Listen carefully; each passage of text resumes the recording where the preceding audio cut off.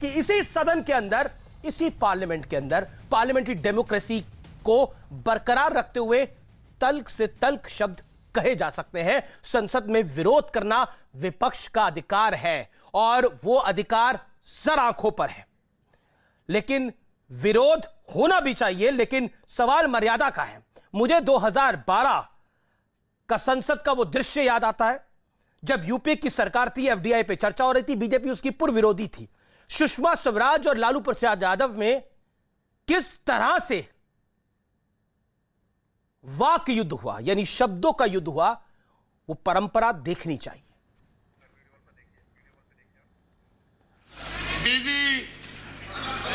दीदी को मैं दीदी मानता हूं, अनादर मत होना। मुझे एक शेर आता है आपको देख करके, मोहब्बत में तुम्हें आंसू बहाने नहीं आता,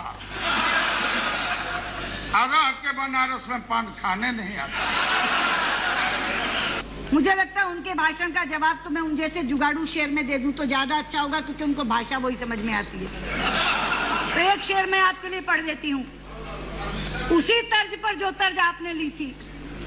आपको गांठें खोलना नहीं आता और मस्खरी के अलावा कुछ बोलना नहीं। यानी आपने देखा कटु से कटु शब्द बोले गए, लेकिन मर्यादित दायरे के अंदर बहुत कुछ बोला गया। मेरे साथ बात करने के लिए आज सुप्रिया श्रीनेत है, संबित पात्रा है, जो कि दो पॉलिटिकल पार्टीज के नुमाइंदे हैं। एक समय होता था जब सुषमा जी भी रहती थी डिबेट्स का हिस्सा, मुझे अच्छी तरह याद है, साल 2002 था, वो मंत्री होती थी आईएनबी मिनिस्टर की, क्योंकि उनकी स्मृति मुझे ध्यान में आ गई। कपिल सिब्बल मेहमान थे, बीजेपी की सरकार थी, और किस तरह से उन दोनों के बीच में भाई बहन की तरह झगड़ा होता था, और हम देखते थे कटु से कटु शब्द बोले जाते थे, लेकिन मर्यादित होता था सब कुछ। आपका भी स्वागत है आज के इस कार्यक्रम में। मैं सबसे पहले सुप्रिया श्रीनेत आपके पास आता हूं। पार्लियामेंट्री डेमोक्रेसी के अंदर शब्दों के बहुत मायने होते हैं, और शब्दों के मायने इसलिए होते हैं कि आप शब्दों में हर चीज बयां कर सकते हो, ये खूबसूरती है शब्दों की। लेकिन हिंसात्मक तरीके, किताबें फाड़ के फेंकना, शीशे तोड़ना, क्या आपको लगता है जो कुछ सदन में हुआ उसको लेकर वाकई शर्मिंदगी है? आप सारे सवाल पूछ लीजिए, क्योंकि मैं एक लगातार जवाब बिल्कुल देना बोलिए, चाहती हूं। आपका ही 1.5 मिनट है मैडम, बोलिए, आप बोलिए, 1.5 मिनट बोलिए प्लीज। धन्यवाद। अमीश जी, मैं सबसे पहले एक बात कहना चाहती हूं। मैं आंसुओं का बहुत आदर करती हूं, क्योंकि मैं उस संस्कार से आती हूं जहां पर आंसुओं की बड़ी गरिमा और आदर होता है। मुझे दुख हुआ कि आज सभापति महोदय जी को आंसू छलकाने पड़े, मैं उसका आदर करती हूं। लेकिन मैं उतनी ही मुस्तैदी से यह भी पूछना चाहती हूं कि जब 600 किसानों की शहादत हो जाती है तो उनके आंसू नहीं निकलते हैं। उनके आंसू उस दिन नहीं निकले थे जब सांसदों को निलंबित कर दिया गया था, नॉमिनेटेड सांसदों को, और उनको खुले आसमान के नीचे जाड़े में रात बितानी पड़ी थी पार्लियामेंट में, और उनको निलंबित कर दिया गया था। मैं जानना चाहती हूं कि ये सेलेक्टिव आउटरीच सभापति जी के यहां से कैसे हो सकता है। खैर, उनके आंसुओं का आदर करते हुए मैं फिर से एक बात आपको बताना चाहती हूं। ये 7 साल में पहली बार ऐसा संसद सत्र हुआ जहां पर पूरे विपक्ष ने एकजुट होकर सरकार को घेरा और ज्वलंत मुद्दों को उठाया, क्योंकि सरकार इन मुद्दों का जवाब नहीं देना चाहती है। चाहे वो जासूसी का मुद्दा हो, चाहे किसान शोषण का मुद्दा हो, चाहे महंगाई का हो, बेरोजगारी का हो, हर मुद्दे को उठाया, क्योंकि सरकार इन मुद्दों का जवाब सदन में नहीं देना चाहती है। सरकार इस जवाबों पर बहस सवालों पर नहीं करना चाहती है।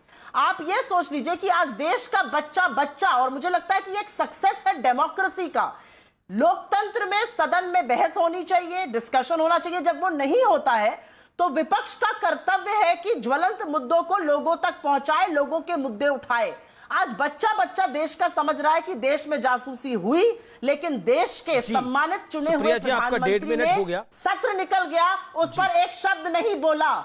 ये आज देश का बच्चा पूछ रहा है, युवा पूछ रहे हैं हम बेरोजगार क्यों हैं, 120 पर पेट्रोल क्यों बिक रहा है, 200 से ऊपर पर खाने का तेल क्यों बिक रहा है। ये मुद्दे हैं आज देश में, और ये विपक्ष ने उठाए हैं।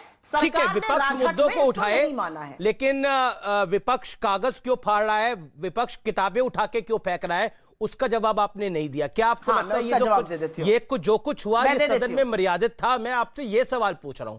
बिल्कुल आपके जो मुद्दे वो आपने पहले भी कई कार्यक्रमों में रखे, वो महत्वपूर्ण है, लेकिन मैं आपसे पूछ रहा हूं सदन में ये जो व्यवहार हुआ ये मर्यादित था या नहीं था?